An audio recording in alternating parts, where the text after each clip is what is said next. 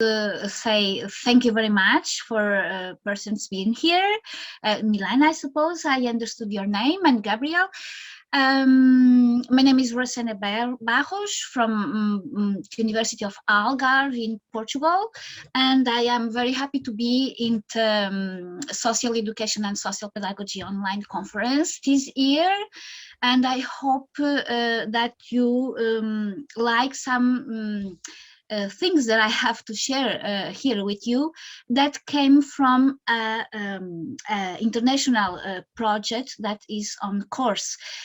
And the title, as Gabriel has said, is young woman and NEET in the Mediterranean area, looking for emerging opportunities in a context of socio-ecological crisis. This is a title that came from the subject of Greenland, Green Skills for a Sustainable Development, which is an international European funding project that has just started. So I'm going to share mostly the plan and the intentions of our project. And I will expect you, please, to give me and team some inputs in order to increase the level of implementation that we expect to have from this project in the next 3 years. So, beginning with the NEET acronym and some first thoughts on that. NEET is, as you probably know, not in education, employment, or training. However, NEET is not a concept. It is an indicator used by the statistic agencies everywhere so that policy decisions can tackle the problems potentially revealed by the numbers. So it is important to keep this in mind and highlight that it is crucial to understand who is included in the NEET group, what are the characteristics of those youth and adults, and what are the determining factors for being a NEET. About this fluidity of the NEET designation, Hutchison, for example, said that the use of the term is simultaneously widely adopted and widely condemned for its imprecision. So it's good to have this in mind. And in the project in Greenland, we have chosen to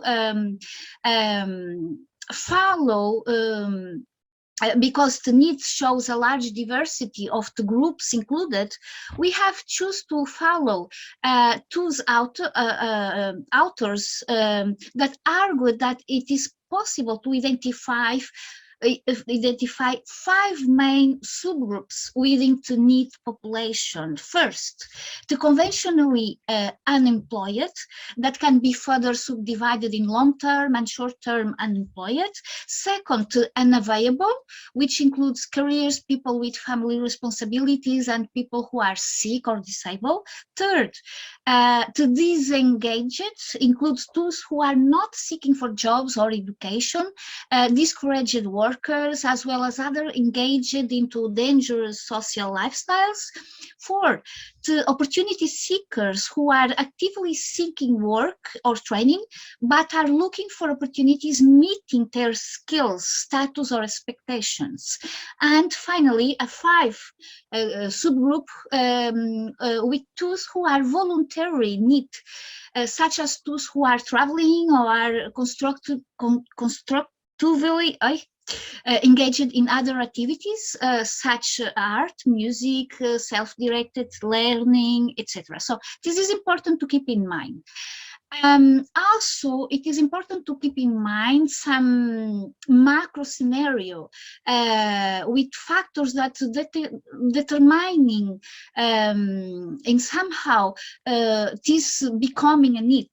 So I will like to highlight at least three. The complex relation between education, training, and employment, particularly in this today, in this moment, where lifelong learning allow a group of edu business, particularly in Europe as well as in North America, highlights the mainstream concept of employability, because it gives prominence to individualization, which is a problem, and highlights neoliberal globalization, particularly concerning the deregulation of labor markets and all the mainstream policy agendas that came with this.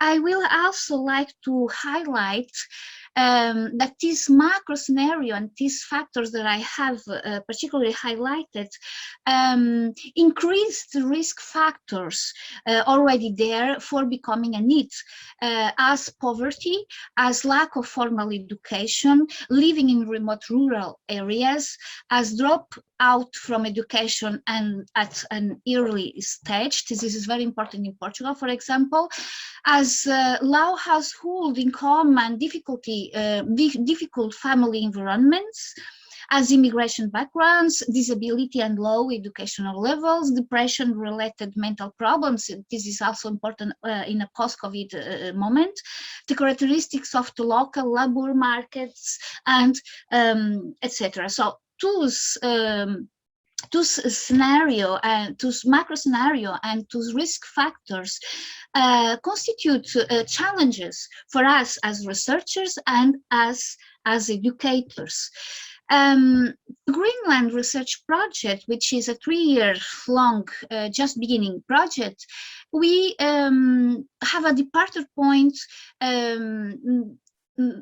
taking in hands that the number of millennials, young adult needs, has seriously increased since the beginning of the 21st century. So we are interested, among other dimensions, of course, in understanding the indirect and direct effects of global governance, keeping in mind a pluriscale model of analysis to catch complexities and dominant contradictory trends in 7 countries, public policies in the field of young adult women NEET. And 2 countries in this project are Italy, Lebanon, Jordan, Egypt, Palestine, Portugal, and Greece. In particular, I will highlight some features of the European governance of the NEET phenomenon. And we can see that European Union, in the context of European governance and European Union, some European regulatory frameworks have already emerged, as, for example, the European Youth Guarantee, which is a policy instrument launched in 2013, targeting youths and young adults, and the Youth Employment Initiative, which is a governance mechanism, meaning as a funding program launched in 2014. So, these particularly European regulatory frameworks make bridges with other European policy strategies. And it is important to keep this in mind, because an encouragement of deepening the national convergence of public policies in several spheres of socioeconomic and educational agendas have been operating below the framework of the European Green Deal. So now I have a short video that I hope you could be able to see without problems. So let's... I want Europe to become the first climate neutral continent in the world by 2050. I'm just sorry, I don't see it. Yeah, we don't see anything. Change what your screen sharing.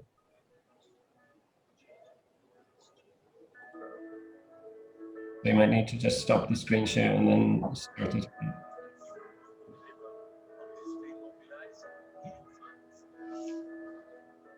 Rosanna? Yes, are you listening to video? We can hear it, but we can't see it. Oh, You can change um, what you're screen sharing. uh, So you can maybe stop the screen share and then. okay.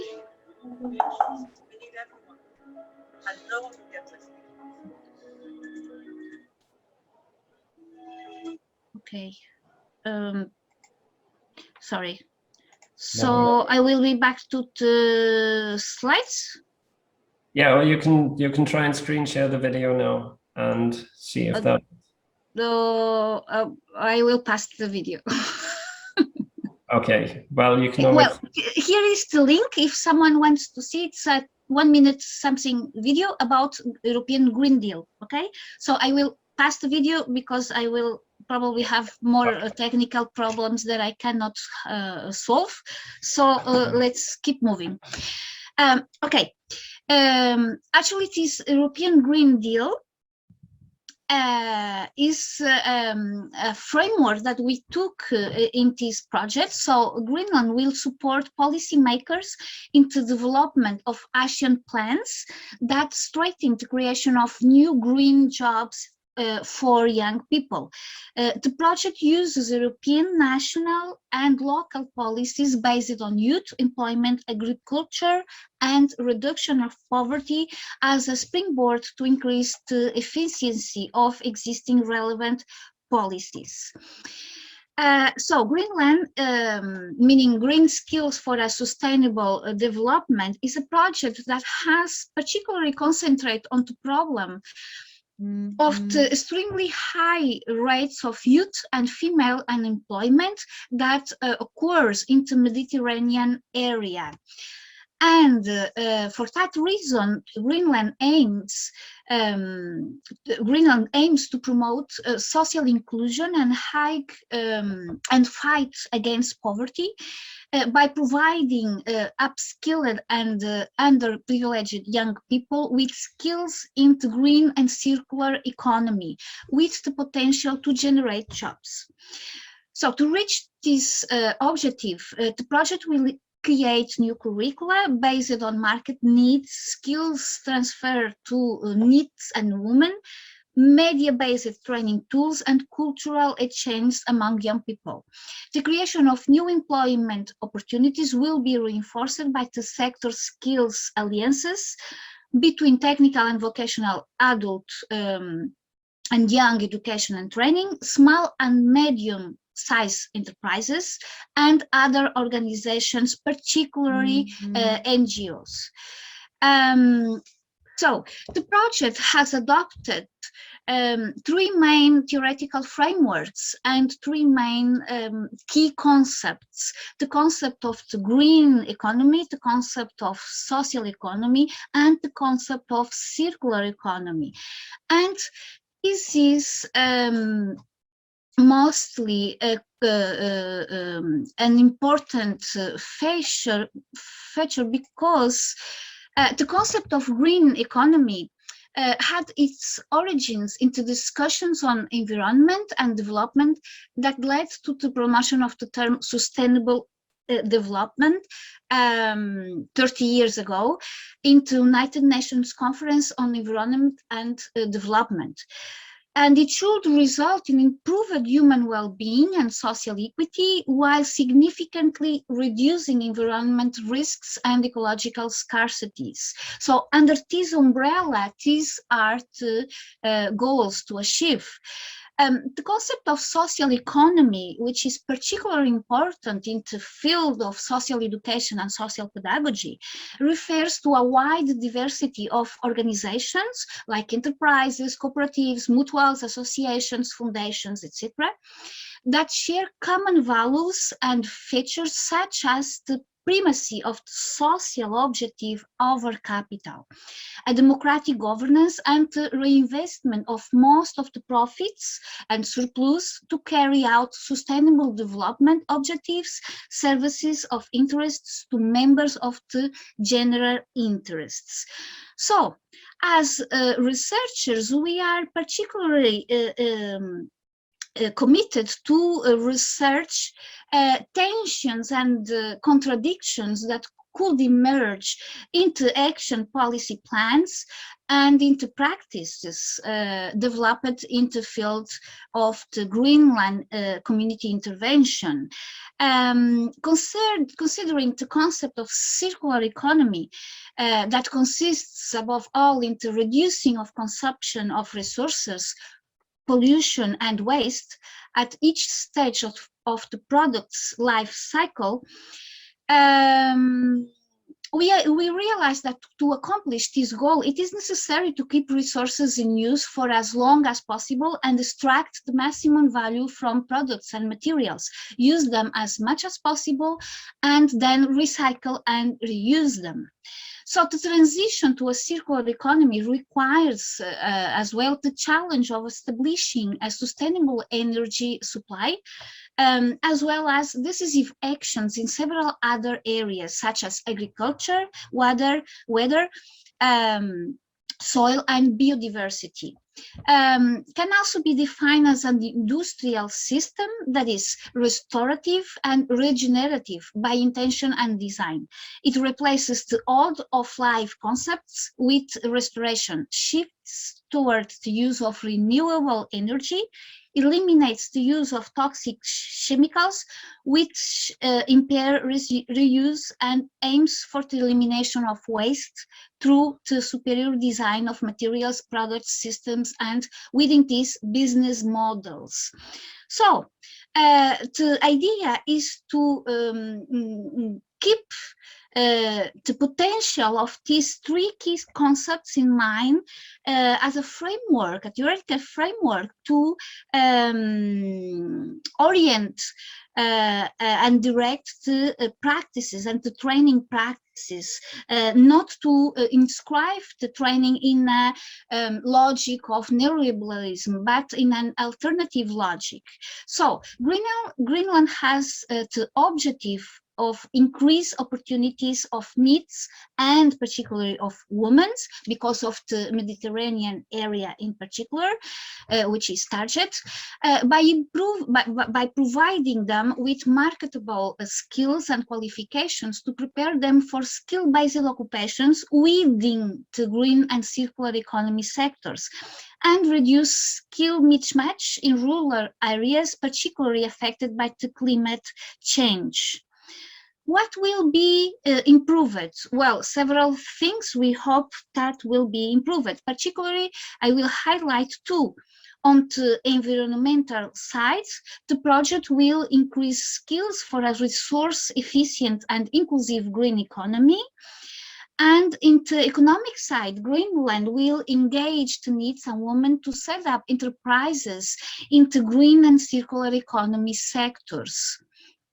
Who will be benefits? Well, mostly NEETs, small and medium enterprises, authorities, some training institutions, and NGOs.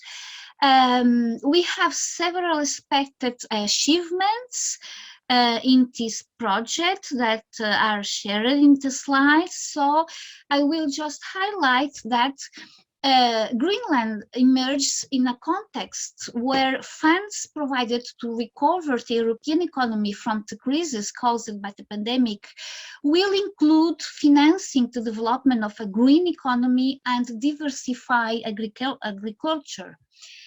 It is precisely in this context that the training of women and young NEET should be implemented so that they can easily find work or develop their own business in order to create their own green jobs. So this is the fundament of Greenland. So our challenges as researchers in this project is planning training actions that are close to the logic of social pedagogy and that value and increase the skills of young people and women living in rural areas. Also build agricultural training and nature-related activities that are areas in which these NEET and women can make a green and sustainable difference and more easily, we believe, feel professionally fulfilled.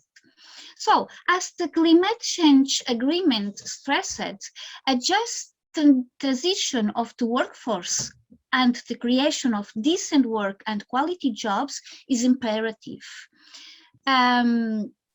So finally, to keep my 20 minutes on time, just to share that the methodology of Greenland encompasses several steps for these 3 years. First, compilation of secondary informations about NEET in the area. This has already been done. Second, the identification of the relevant actors, administration, agricultural companies, small and medium companies that are important in local contexts, third sector, etc. So this is going on. We are in this step in this moment. The identification of NEET and women NEET that are going to benefit from Greenland projects.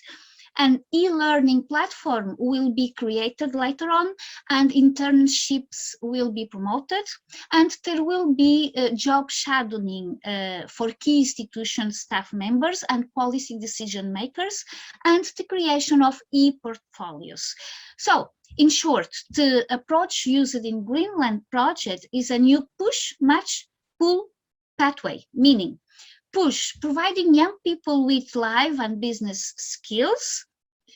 Match, bringing together trained young people with labor market opportunities. And pull, stimulating youth-friendly business and policy, mentoring young people towards employment and new youth-led enterprises. So thank you very much for your attention. I hope for your inputs, and